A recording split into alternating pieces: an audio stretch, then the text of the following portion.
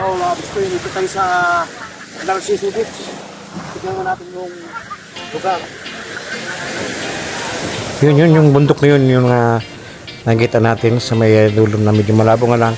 Yun yung nasa YouTube na sumisikat. Ang ganda dyan. Sa dulo. Pwede kaya tayo magbangka dyan, mahal nga lang na pambayad. Kasi pupunta. Yan yung aking mga batch sa 1988 sa Dapa National High School, Siargao.